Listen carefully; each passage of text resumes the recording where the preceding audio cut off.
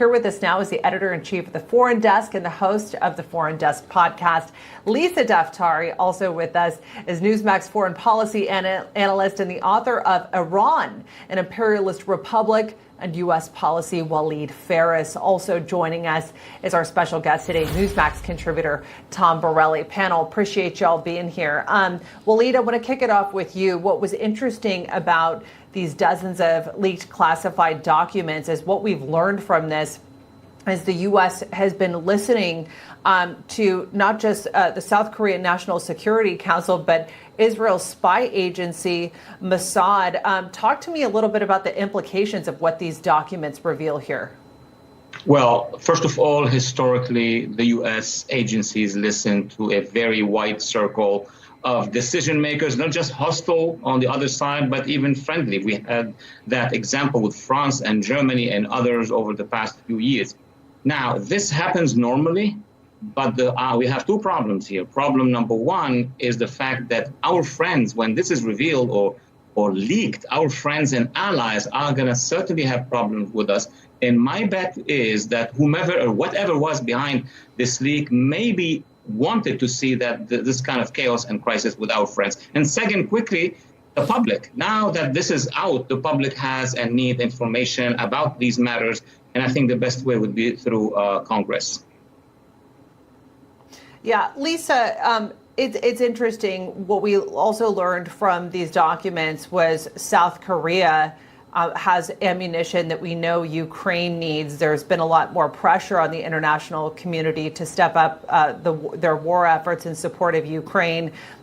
Also, Israel has anti-missile systems that could be of use in Ukraine. Talk to me a little bit about perhaps the behind-the-scenes pressure that may be on these countries now to contribute more.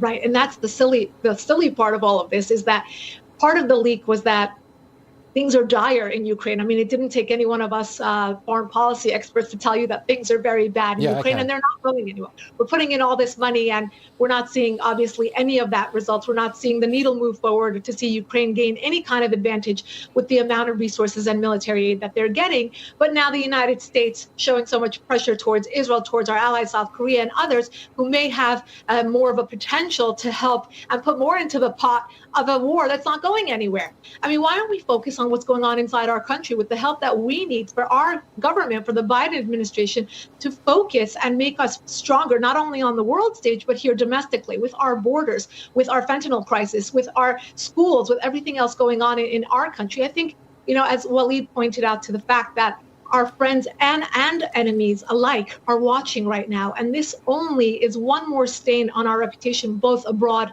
and here at home. Walid, how are our adversaries going to use the intelligence leak?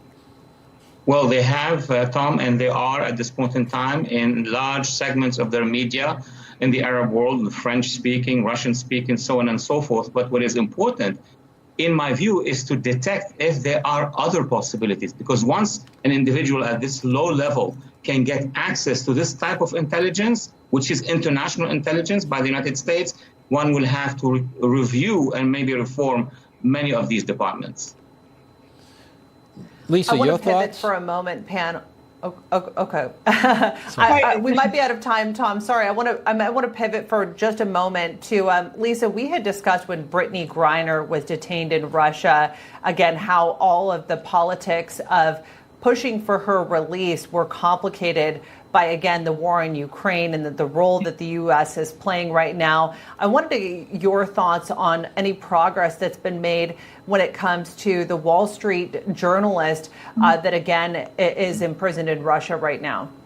Right. We've put ourselves in such a vulnerable position to negotiate anybody coming out of Ukraine right now, because we are, on the one hand, punishing Russia with sanctions, but not enough so that they would not take such a bold action against the United States. With regards to the Wall Street Journal reporter, what Russia has said is that they will not even engage in any sort of negotiation until he has his trial. And we know what that means.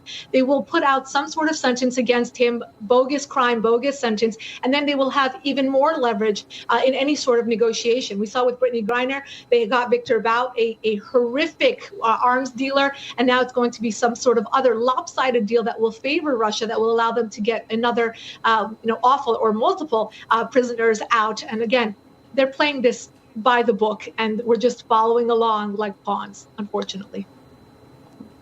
Lisa Daftari, Waleed Phares, Tom Borelli, thank you so much.